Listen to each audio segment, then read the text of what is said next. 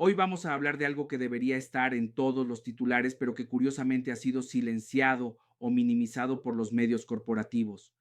Algo que revela no solo una crisis económica inmediata, sino una transformación estructural profunda en las relaciones comerciales de América del Norte. Y les voy a decir desde ahora, esto no es solo carne de res, esto es sobre el colapso de un orden económico que Estados Unidos creyó eterno, sobre cómo el capitalismo en su fase actual genera contradicciones tan profundas que incluso los aliados más cercanos comienzan a reconfigurar sus estrategias para protegerse de la volatilidad e impredecibilidad del imperio.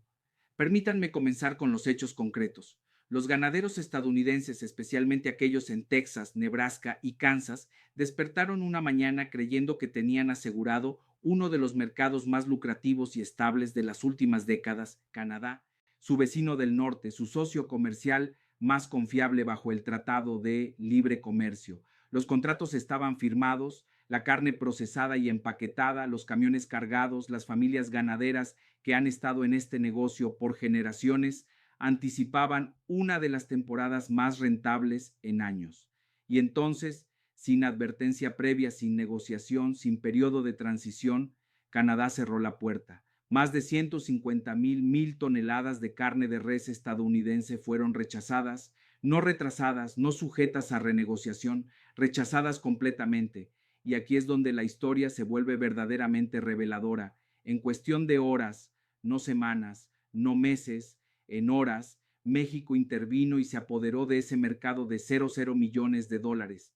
Un mercado que los productores estadounidenses asumían que les pertenecía por geografía, por historia, por la pura inercia de décadas de dominio comercial. Ahora bien, antes de que piensen que esto es simplemente un problema de regulaciones sanitarias o un malentendido burocrático, déjenme ser absolutamente claro, esto es un síntoma de algo mucho más profundo. Es la manifestación visible de un sistema económico global que está entrando en una fase de realineación fundamental y Estados Unidos, la superpotencia que durante el siglo XX dictó los términos del comercio global, de repente se encuentra no solo desafiada, sino reemplazada, y no por China, no por alguna potencia rival distante, sino por México, un país al que los líderes estadounidenses han despreciado, minimizado y tratado como un socio menor durante décadas. Entonces, pregúntense esto, ¿cómo es posible que una industria que parecía intocable, que parecía blindada por la geografía y por tratados comerciales, colapse tan rápido? ¿Cómo es posible que Canadá, el aliado más cercano de Estados Unidos, tome una decisión tan drástica sin siquiera un periodo de consulta? Y más importante aún, ¿cómo es posible que México, supuestamente el eslabón débil de América del Norte, estuviera tan preparado, tan listo, tan coordinado, que pudo ocupar ese espacio en días? Estas no son preguntas retóricas, son preguntas que revelan las fracturas estructurales del sistema capitalista contemporáneo, y si ustedes se toman el tiempo de seguir este análisis conmigo hasta el final, van a entender no solo lo que pasó con la carne de res, sino lo que está pasando con el orden económico global en su totalidad. Y les adelanto, no es bonito, no es tranquilizador, pero es absolutamente necesario entenderlo si queremos navegar el futuro que se está desplegando frente a nuestros ojos. Así que quédense conmigo porque esto va mucho más allá de un contrato cancelado, esto es sobre el fin de una era. Ahora comencemos por entender qué fue exactamente lo que detonó esta crisis en la superficie. La explicación oficial es que Canadá actualizó sus regulaciones sanitarias para productos cárnicos importados. Suena rutinario, suena como el tipo de ajuste técnico que ocurre todo el tiempo en el comercio internacional, pero aquí está el detalle que los medios corporativos omiten convenientemente estos cambios regulatorios. No incluyeron periodos de transición, no hubo exenciones temporales, no hubo negociaciones previas con los productores estadounidenses. Las nuevas reglas descalificaron inmediatamente una porción masiva de los envíos de carne de res de Estados Unidos, haciéndolos no conformes de la noche a la mañana. Esto no es un accidente, esto no es incompetencia burocrática, esto es una decisión política deliberada. Y la pregunta que deberíamos hacernos es ¿por qué?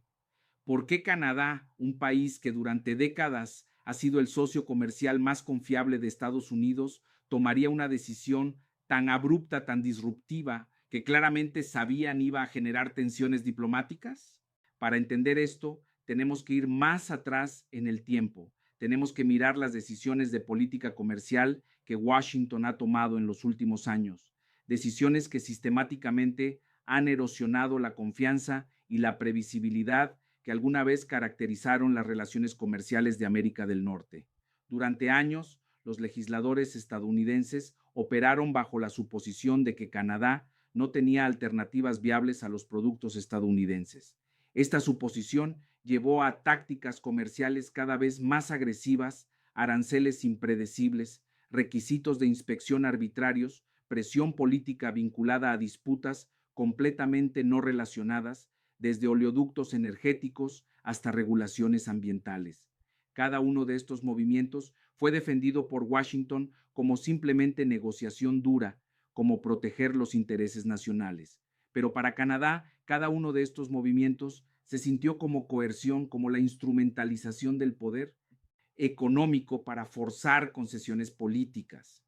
Y aquí es donde el análisis marxista se vuelve absolutamente indispensable, porque lo que estamos viendo no es simplemente un problema de diplomacia fallida, es la expresión lógica de cómo funciona el capitalismo monopolista en su fase imperialista. El capital estadounidense, respaldado por el poder del Estado, asumió que podía dictar términos unilateralmente porque tenía el poder de mercado para hacerlo, pero lo que no calcularon, lo que la arrogancia imperial les impidió ver, es que estaban creando precisamente las condiciones para que surgieran alternativas. Estaban incentivando a sus socios comerciales a buscar proveedores más confiables, más predecibles, menos propensos a usar el comercio como arma política, y México vio esa oportunidad. Ahora quiero que entiendan algo fundamental sobre cómo México se preparó para este momento, porque la narrativa dominante en los medios estadounidenses es que México simplemente tuvo suerte, que estaban en el lugar correcto, en el momento correcto, pero eso es completamente falso. La realidad es que México llevaba años preparándose sistemáticamente para este tipo de oportunidad. Después de un escándalo de contaminación que casi paraliza sus exportaciones hace una década, México no se quedó lamentándose. Emprendió una de las reformas agrícolas más ambiciosas del hemisferio occidental. Invirtieron en instalaciones de inspección de última generación. Implementaron sistemas de trazabilidad más transparentes que los protocolos estadounidenses. Alinearon sus estándares sanitarios con los mercados europeos y asiáticos. Y aquí está la parte crucial. Establecieron asociaciones estratégicas con minoristas y distribuidores canadienses años antes de que esta crisis estallara. Entonces, cuando Canadá cambió sus regulaciones, los productores estadounidenses fueron tomados completamente por sorpresa, pero México estaba esperando con productos que cumplían todas las nuevas normativas, con certificaciones ya en orden, con una estructura de precios competitiva, con relaciones comerciales ya establecidas. Esto no fue improvisación, esto fue planificación estratégica a largo plazo, y esto nos lleva a una de las ironías más brutales de toda esta situación. Estados Unidos, el país que se jacta de su eficiencia capitalista, de su capacidad de innovación, de su dominio de los mercados globales, fue completamente superado estratégicamente por un país al que sus líderes rutinariamente describen como atrasado, como dependiente, como incapaz de competir en igualdad de condiciones. La verdad incómoda que Washington se niega a reconocer es que México no robó este mercado.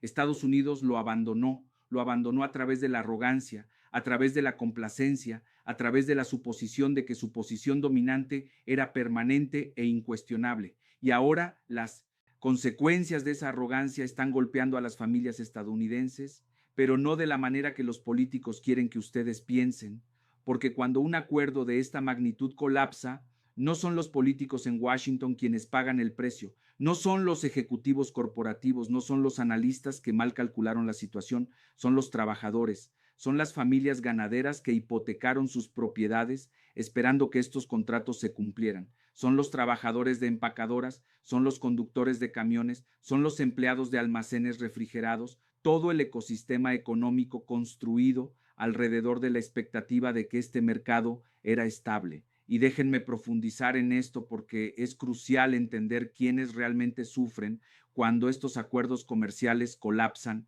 Estamos hablando de comunidades enteras en el medio oeste estadounidense que dependen de la industria ganadera, pequeños pueblos donde la economía local gira completamente alrededor de los ranchos, las subastas de ganado, las plantas procesadoras, los servicios de transporte. Cuando un mercado de $1,000 millones desaparece, no es solo un número en una hoja de cálculo, es el dueño de la ferretería local que ve cómo sus ventas caen porque los ganaderos ya no pueden comprar equipos. Es el banco comunitario que enfrenta una ola de préstamos en mora porque las familias ya no pueden pagar sus hipotecas. Es el distrito escolar que tiene que recortar programas porque la base impositiva se está erosionando. Esta es la realidad material del colapso económico que los tecnócratas en Washington raramente ven o entienden. Y mientras estas comunidades sufren, mientras estas familias luchan por mantener operaciones que han sostenido durante generaciones, los medios corporativos están ocupados vendiendo una narrativa completamente diferente. Están hablando de recuperación económica, de mercados laborales fuertes, de crecimiento del PIB, pero esas estadísticas agregadas ocultan un sufrimiento regional devastador. Ocultan la transferencia masiva de riqueza de las comunidades productivas hacia los centros financieros, ocultan el hecho de que mientras las corporaciones multinacionales pueden adaptarse rápidamente a estos cambios, las pequeñas operaciones familiares no tienen esa flexibilidad, no tienen los recursos para esperar, no tienen las conexiones políticas para conseguir rescates, simplemente tienen que absorber las pérdidas y esperar sobrevivir. Y aquí quiero hacer una pausa porque creo que es importante que suscribas al canal si aún no lo has hecho, porque este tipo de análisis, este nivel de profundidad que va más allá de los titulares superficiales, es exactamente lo que necesitamos para entender el mundo en el que vivimos. Los medios corporativos no van a darles esta perspectiva porque su función es proteger el sistema, no cuestionarlo. Entonces, si valoran este contenido, si quieren más de este análisis, denle like al video, suscríbanse, activen la campanita, porque vamos a seguir desentrañando estas contradicciones del sistema capitalista. Ahora continuemos porque lo que pasó después del rechazo inicial es aún más revelador. En ciudades como Michigan, Ohio y Pensilvania, donde la manufactura ya colgaba de un hilo, los teléfonos simplemente dejaron de sonar. No con malas noticias, simplemente dejaron de sonar. Los contratistas que habían contratado personal basándose en las proyecciones de estos pedidos comenzaron a cancelar turnos, a congelar salarios, a preparar despidos. Y aquí está la ironía dolorosa que debería enfurecer a cada trabajador estadounidense.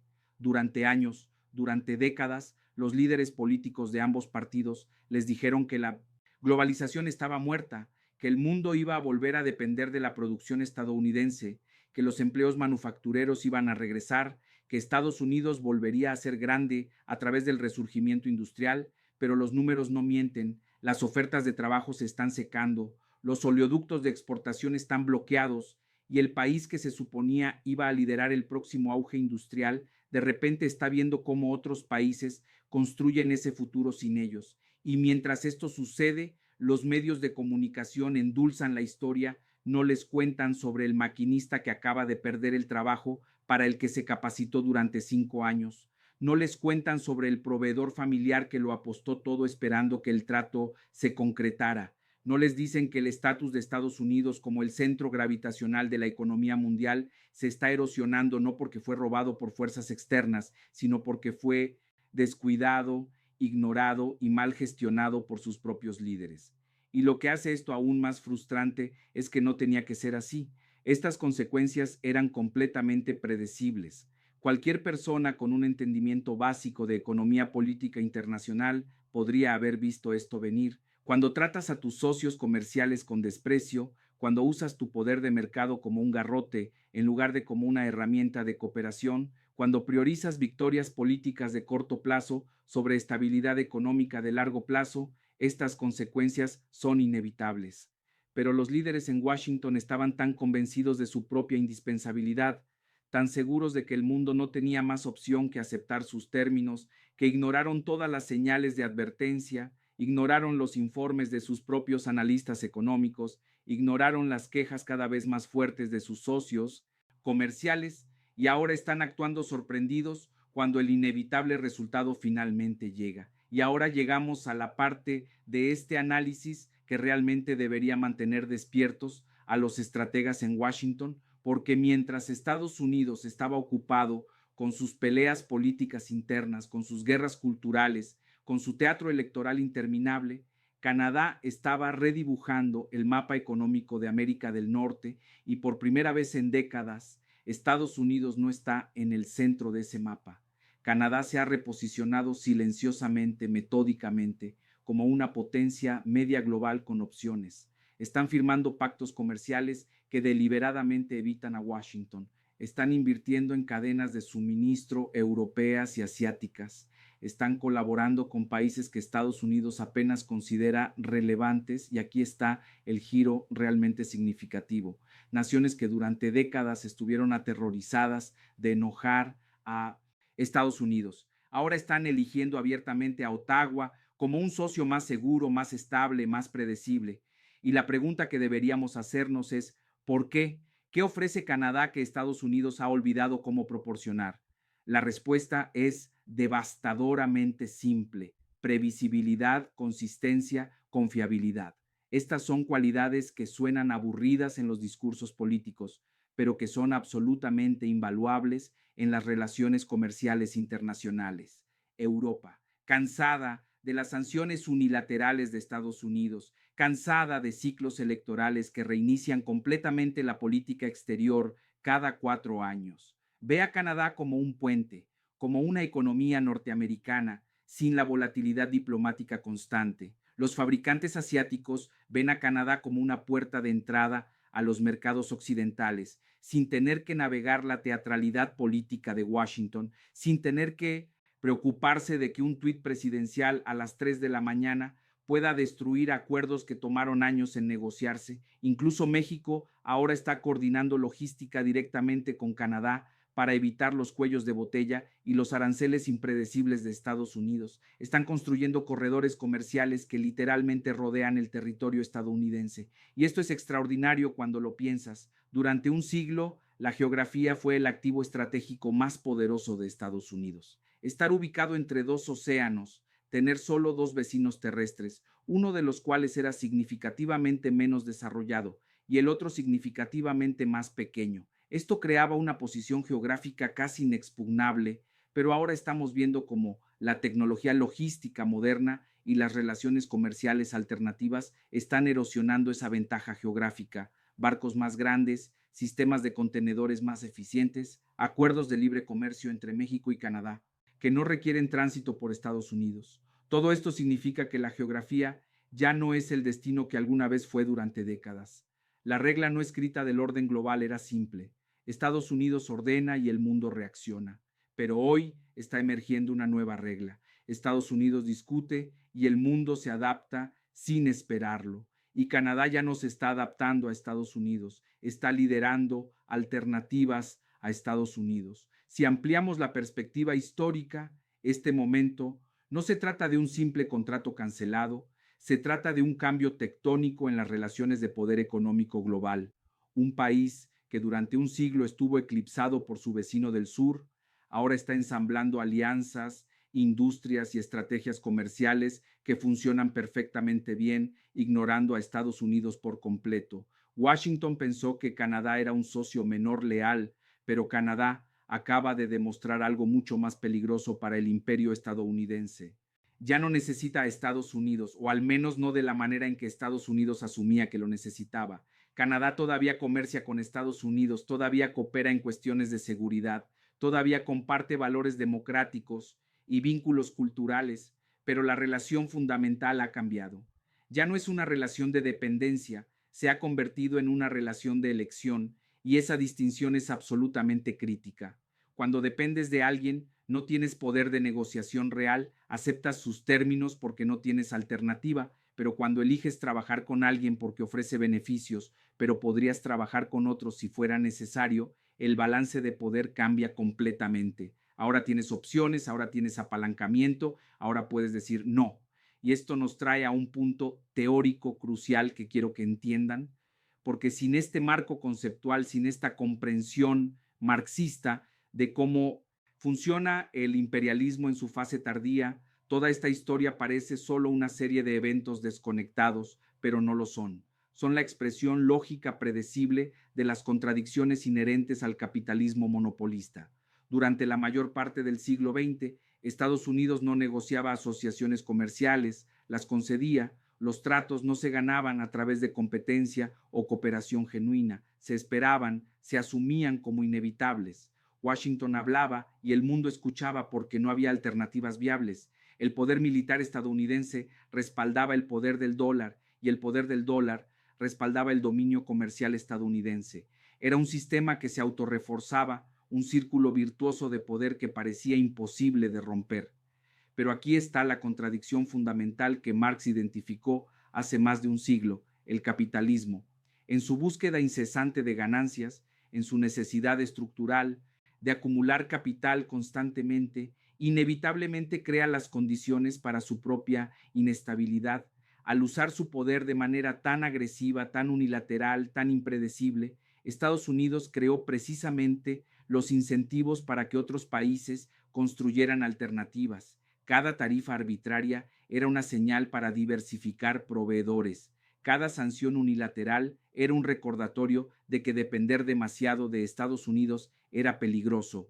Cada cambio repentino de política era una lección de que Washington no era un socio confiable a largo plazo y lentamente, casi imperceptiblemente al principio, otros países comenzaron a actuar sobre esas lecciones. Comenzaron a diversificar sus relaciones comerciales, a construir nuevas alianzas, a desarrollar nuevas capacidades productivas que reducían su dependencia del mercado estadounidense. Y cada uno de estos movimientos, individualmente pequeño e insignificante, colectivamente, ha creado un cambio sísmico en el balance económico global. Y ahora estamos viendo los resultados acumulativos de ese proceso. El rechazo de Canadá no fue solo un desacuerdo sobre regulaciones sanitarias, fue profundamente simbólico. Fue la primera vez que un aliado occidental importante miró a Estados Unidos, evaluó su confiabilidad a largo plazo, pesó los costos y beneficios de continuar con esa relación de dependencia y dijo claramente, deliberadamente, no, tú ya no decides nuestro futuro. Ese único acto rompió un contrato psicológico que había existido desde la Segunda Guerra Mundial. Rompió la suposición de que Estados Unidos era el ancla indispensable del orden económico occidental, y lo que lo hace aún más significativo es que Estados Unidos no